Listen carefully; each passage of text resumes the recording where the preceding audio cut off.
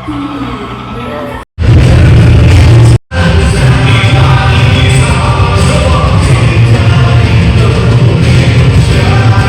jangan lupa ya, like, comment, share, subscribe. Oke, kita lagi di Candi Borobudur.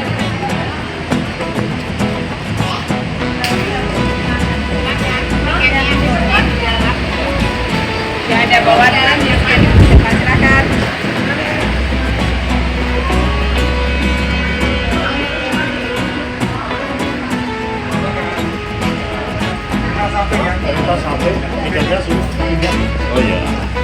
Oke, kita sampai di Borobudur.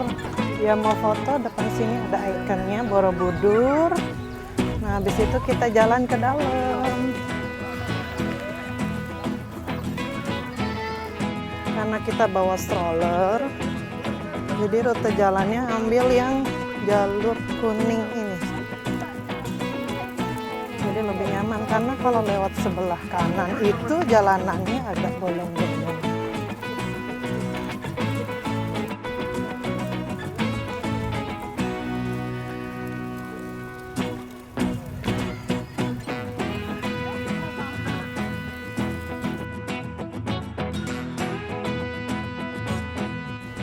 Di sini tuh kondisinya sedang hujan, ntar berhenti, ntar hujan lagi. Jadi tuh kabut ya.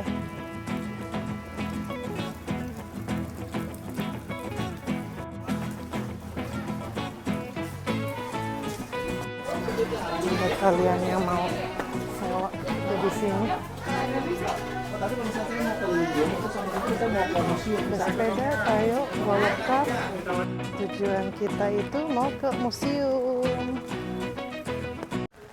Nah, ini kondisinya ya, lagi hujan. Oh tuh, tulisan Museum Borobudur. Ada tulisannya Museum Borobudur. Di sini kita ke petualangan Raka Samudra Raksa. Ini gedungnya.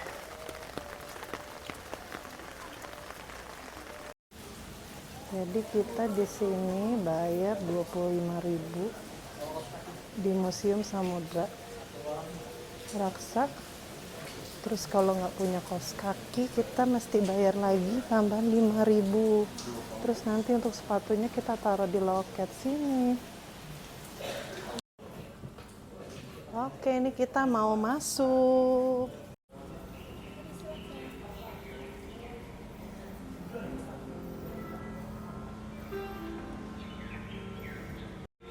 Hai Selin.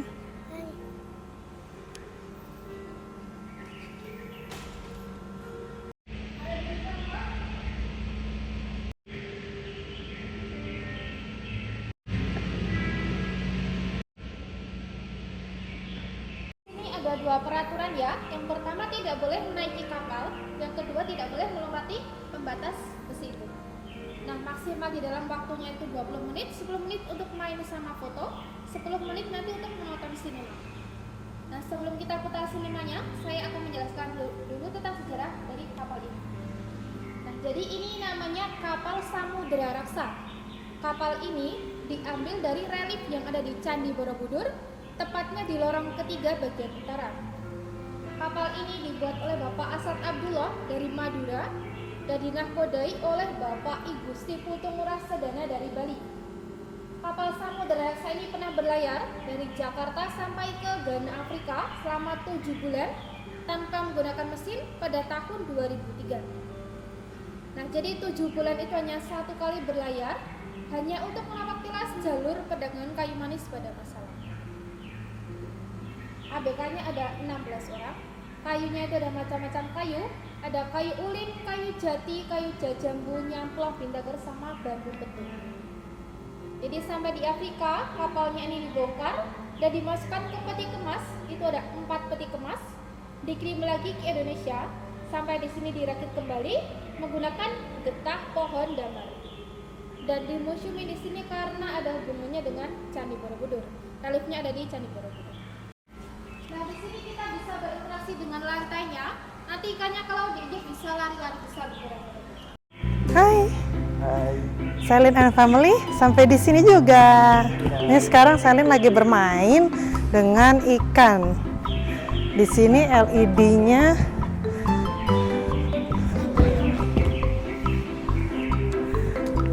kita arahin ke bawah.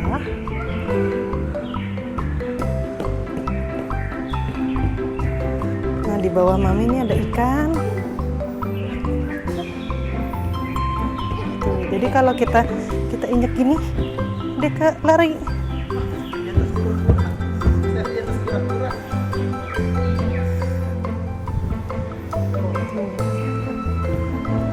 Nah, lihat nih. Tuh, pada saat kita jalan, tuh nanti ada yang ngikutin tuh, ada genangan yang ngikutin.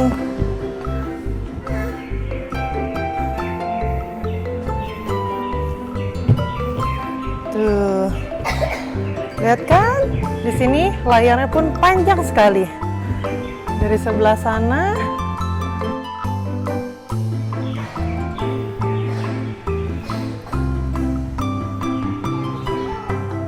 lalu sampai ke sebelah sini.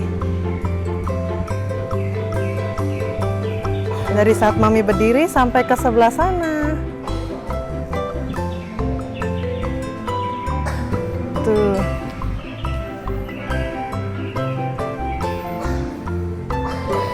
Rekomen banget buat kesini. Selin. Tapi sama Selin lagi jalan tuh. Lihat tuh langkah kaki tuh. Jadi kalau diinjak-injak gitu ikannya jadi ikut kabur gitu. Ini kapal yang tadi itu dijelasin sama pemandunya.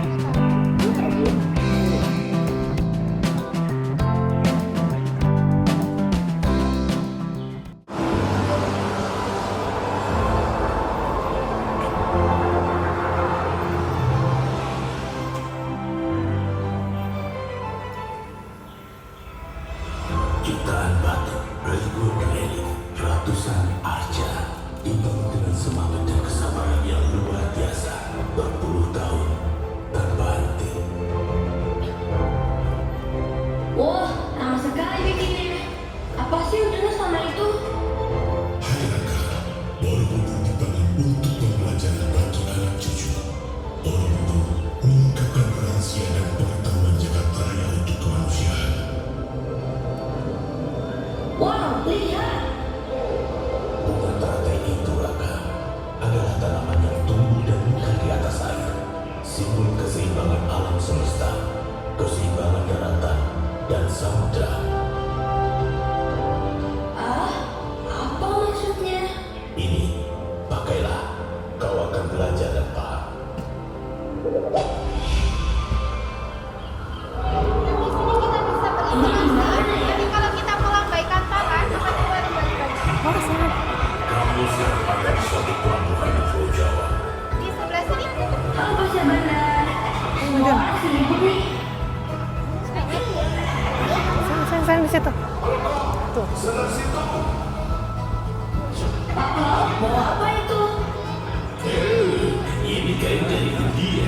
Saya tujuan lada dan kayu manis. Nah, Raka, kamu dan semua saudara mana yang menjadi akar budaya barat. Rakyat pun semakin makmur dan sejahtera sampai ke pelosok. Lihat yuk.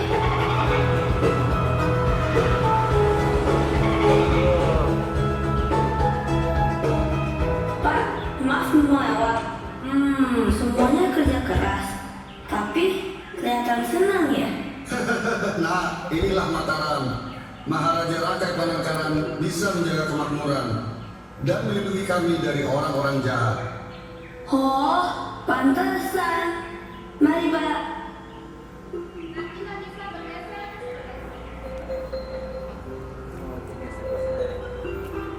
Wah, sedang bikin apa, Pak? Wow, ini adalah candi Borobudur, mahakarya umat manusia mengungkap rahasia alam semesta.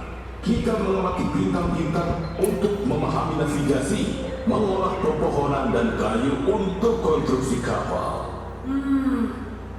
Dengan kapal dan navigasi, ribuan orang dari pelosok dunia bisa datang kemari, dan kita pun bisa mengirim hasil bumi kita ke seluruh dunia. Oh, pantas kapal itu disebut puncaknya teknologi. Masa depan gimana ya? Kalung mandalamu itu menyimpan banyak rahasia. Wow, benarkah? Mari kita bantu meretamkan tangan. Bantuin aku ya. Bantuin aku menangkan kalian. Ayo, benarkah? Terima kasih teman-teman. Selamat datang Raka. Kayu untuk membangun kapal itu asalnya dari bermacam pohon, dari yang paling kuat sampai ringan, agar kapal mengapung dengan seimbang. Dipasang dengan teknik presisi tinggi, tambuko. Desain kapal ramping untuk berlayar cepat, diseimbangkan cadi, tiangnya berbentuk kepala angsa dengan paku emas di dalamnya. Ternyata itu penangkap batir. Raka, untuk menentukan arah, kapal berlayar mengikuti arah angin musiman di Khatulistiwa yang berubah arah 6 bulan sekali. Dibantu alat-alat navigasi ini, para pelaut kita telah berlayar sampai jauh ke Afrika di barat dan Pulau Paskah di timur. Kapalnya sih canggih, tapi apa benar bisa sampai ke Afrika? Iya.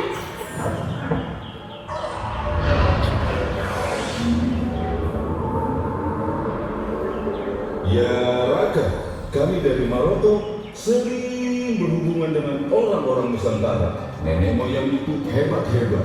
Wow, pernah ke Nusantara? Kemana saja Om? Kami baru saja berlayar dari Samudra Pasai, membawa rempah-rempah untuk kami jual di sini. Rempah-rempah ini berasal dari Cina. Memangnya Cina penghasil rempah-rempah? Kamu pengen tahu? Susuri saja jalur Sutera itu sampai ke negeri Cina. Berangkat!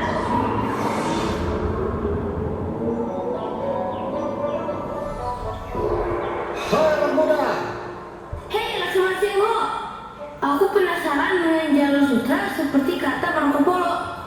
Hahaha ya, lempah-lempah itu kubawa dari sebuah negeri yang misterius di selatan sana. Ternyata betul, rempah-rempahnya Maroko, Venesia hingga Cina, semua asalnya dari Nusantara.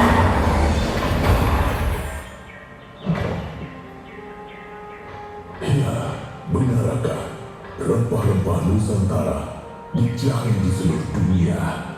Para pedagang membawanya ke Eropa dan Afrika lewat jalur sutra dan jalur kayu manis.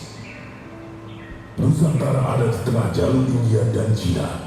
Banyak kapal melalui Selat Malaka untuk melintas. Maka harus kita jaga. Jadi, kamu tahu kan kenapa aku butuh armada yang besar?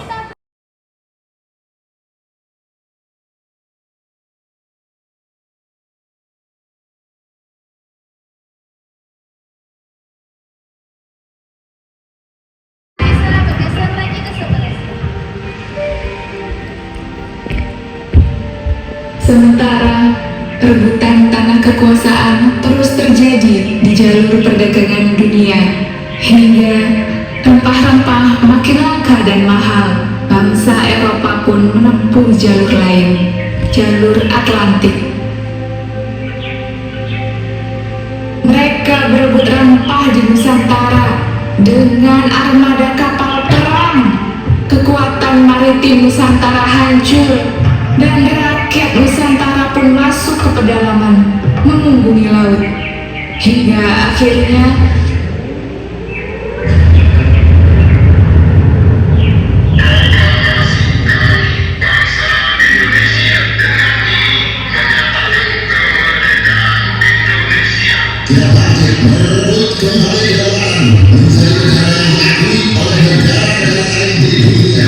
Kita akhirnya merebut kemerdekaan, tapi Gimana mengembalikan ketangguhan laut kita? Aha, aku tahu. Pak, tolong bangkitkan semangat maritim dengan bandara ini. Terima kasih Raka. Sebagai negara kepulauan dengan 17.000 pulau, bangsa Indonesia harus menyadari dan melihat dirinya sebagai bangsa yang identitasnya, kemakmurannya dan masa depannya sangat ditentukan oleh bagaimana kita mengelola stabilitas.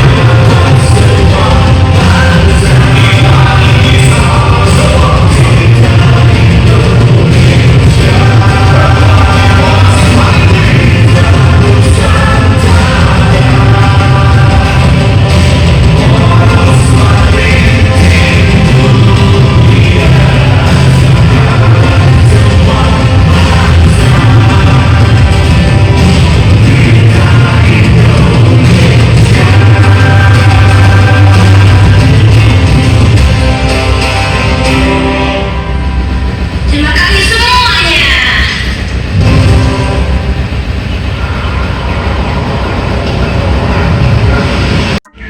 Hai Salim, happy nggak? Bagus nggak? Bagus.